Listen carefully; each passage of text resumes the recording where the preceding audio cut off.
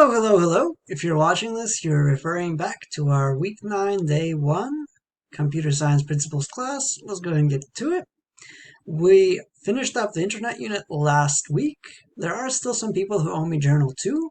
If that's you, please get it to me soon so I can grade it. Today we started an assignment 030201, which is going to be on code.org. And there is a project coming up which we'll start next time. Our objectives are to differentiate between input and output elements in an app, identify good design elements, and then we're going to be starting some actual design practice next time. So this was an introductory day. We talked about various kinds of apps and what they do. There's a common theme among good apps that you guys all use every day, like TikTok, Instagram, Steam, ESPN app, weather app, and that is they're intuitive and straightforward in their design. That is to say, it's clear what elements you're supposed to interact with and what they're going to do when you do whatever it is that you're supposed to.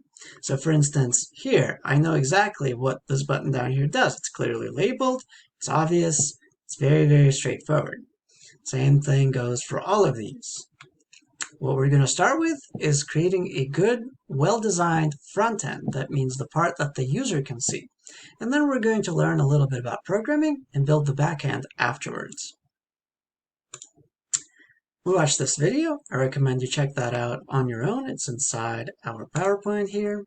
We explored some apps inside of code.org. So if you guys go to code.org, we went through all of these various apps inside bubbles 2 through 6 in lesson 1 to kind of introduce ourselves to the world of apps.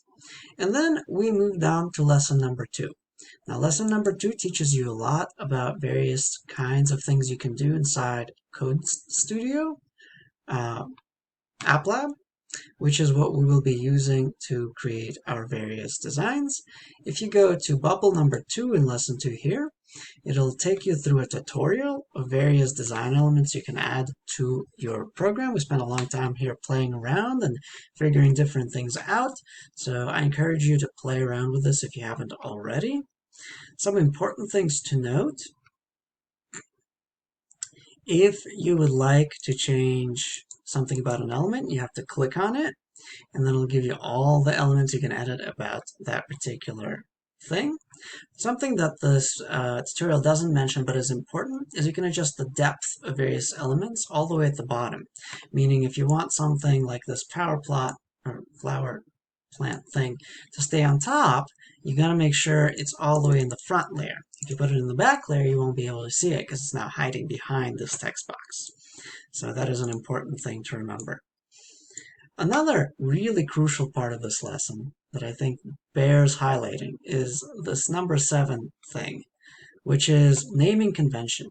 Every single element inside of your program should be named meaningfully and should follow the camel case convention.